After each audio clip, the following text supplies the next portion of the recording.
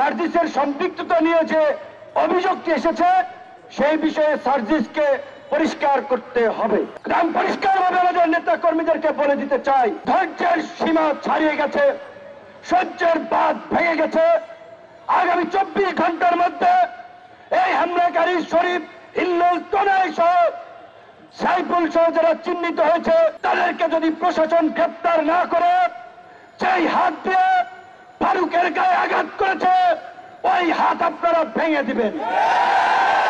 18 জুলাই যখন কথা বলি যে ভাই এক দফার বিকল্প নাই, এক দফা ছাড়া এই জাতির মুক্তি নাই, হাসিনা পিশাচ হয়ে গেছে, হাসিনার পতন ব্যতীত আমাদের মুক্তি নাই, প্রত্যেককে জেলে যেতে হবে।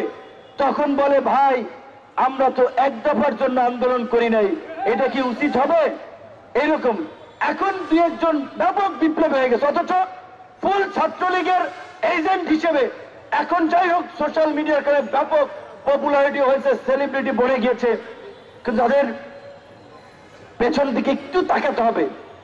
হঠাৎ করে চরিত্র বদল করলেই বদল হয়ে যায় না।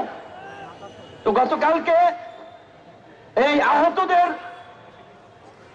এবং বিশেষ করে হামলায় ফারুককে যারা আহত করেছে, আহতদের ব্যানার এসে, আমি জানি না এটা সার্জিসকে বলতে হবে, এখানে জুলাই মুভমেন্ট ব্র্যাকেটে জার্নালিস্ট নামক একটা হোয়াটসঅ্যাপ গ্রুপে সার্জিসের ফরওয়ার্ড করে একটা মেসেজে সাংবাদিকদের কাছে চক্ষু ইনস্টিটিউট হাসপাতালের এই দুর্বৃত্তদের নিউজ কভারেজের একটা মেসেজ আমি দেখতে পাচ্ছি। এটি যদি সঠিক হয় তাহলে গতকালকে থেকে সার্জিসের সম্পৃক্ততা নিয়ে যে অভিযোগটি এসেছে সেই বিষয়ে সার্জিসকে পরিষ্কার করতে হবে। কারণ যেহেতু আহতদের চিকিৎসার জন্য ক্ষতিপূরণ দেওয়ার জন্য জুলাই ফাউন্ডেশন গঠন করেছে, সেটার তিনি দায়িত্বে আছেন, তাহলে তার সাথে একটা সম্পৃক্ততা স্বাভাবিকভাবে আছে। এখন এই হামলা আছে কিনা সেইটা আমরা জানি না। আমি পরিষ্কারভাবে আমাদের নেতা কর্মীদেরকে বলে দিতে চাই, ধৈর্যের সীমা ছাড়িয়ে গেছে, সহ্যের বাঁধ ভেঙে গেছে। আগামী 24 ঘন্টার মধ্যে এই হামলাকারী শরীফ, হিল্লোল, তনয় সহ সাইফুল সহ যারা চিহ্নিত হয়েছে তাদেরকে যদি প্রশাসন গ্রেপ্তার না করে, সেই হাত দিয়ে ফারুকের গায়ে আঘাত করেছে ওই হাত আপনারা ভেঙে দিবেন।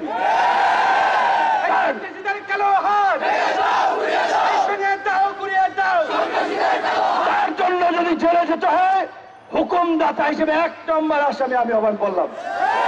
কিন্তু এখন যদি আমাদের রক্তে ভেজা বাংলাদেশে এই অধিকার পরিষদের নেতা কর্মীরা গত 7-8 বছর ধারাবাহিকভাবে যে লড়াই সংগ্রাম করেছে, রক্ত দিয়েছে, এই রক্তই আজকে বিপ্লবের প্রেক্ষাপট তৈরি করেছে। আমরা উপদেষ্টা হই নাই, সরকারে যাওয়ার জন্য আকুপাকু করি নাই, আমরা রাজনীতি করে নির্বাচিত জনপ্রতিনিধি হতে চাই।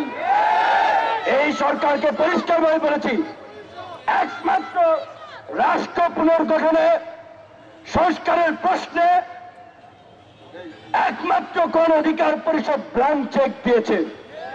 আপনাদের যতদিন লাগে ক্ষমতায় থাকেন, আল্লাহর হস্তে এই যে আমাদের মধ্যে জুলাই বিপ্লবকে কেন্দ্র করেছে জাতীয় ঐক্য এবং সংহতি তৈরি হয়েছে, সেটার দিকে নজর দিয়ে সকলের মতামত দিয়ে রাষ্ট্র সংস্কার করুন। সরকারের বিরুদ্ধে বক্তব্য দিয়েছে নাকি, তাই ওই টোকাই নাকি খেপে গিয়েছে।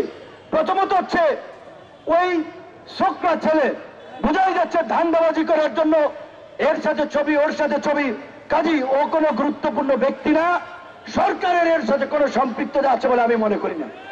কিন্তু আন্দোলনকারীদেরও সার্জিসের নাম এসেছে, আমি বিশ্বাস করতে চাই না যে আমাদের ছোট ভাইরা এইভাবে, বা সার্জিসের বাড়ি উত্তরবঙ্গে, ফারুকের বাড়ি উত্তরবঙ্গে, তার উপরে হামলা করাতে সে সমর্থন দেবে, এটা আমার মনে হয় না। কিন্তু ঘটনাটি খুব রহস্যজনক। এই ঘটনার পেছনে দেশি বিদেশি কোনো ষড়যন্ত্র আছে কিনা সেটিও খতিয়ে দেখতে হবে। কারণ বিপ্লবের পরে প্রতি বিপ্লবের জন্য পলিটিক্যাল কিলিং হয়, রাজনৈতিক হত্যাকাণ্ড ঘটে, এই বিপ্লব এবং আন্দোলনে আমাদের কি রোল, আমরা কি করেছি, সেটা আমাদের নিজেদের বলতে হবে না, দেশের মানুষ জানে।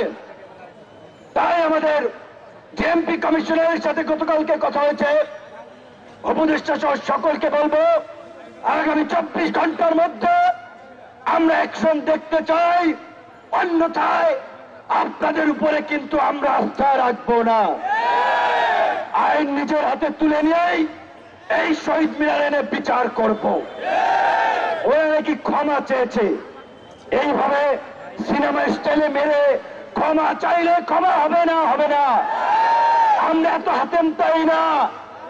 শেখ হাসিনা 2000 হত্যাকাণ্ড ঘটিয়ে শেখ হাসিনা ক্ষমা চাইলে কি তাকে ক্ষমা করব? আওয়ামী লীগের ক্ষমা আছে? কাজী যারা আবার নতুন ফ্যাসিস্ট হয়ে উঠতে চায়, দুর্বৃত্ত হয়ে উঠতে চায়, ওদেরকে উপযুক্ত শিক্ষা দেওয়া ছাড়া কোনো ক্ষমা নাই। গতকালকে আমাদের টাঙ্গাইল বুয়াপুরের এক ছাত্র নেতার উপরে হামলা হয়েছে। দেশের বিভিন্ন স্থানে আমাদের নেতা কর্মীরা মাদক, চাঁদাবাজি, লুটপাটের বিরুদ্ধে প্রতিবাদ করায় অনেক জায়গায় তাদেরকে বাধা দেওয়া হচ্ছে। গতকাল গাজীপুরের শ্রীপুরে গণ অধিকারের অফিসও নাকি কুপিয়েছে।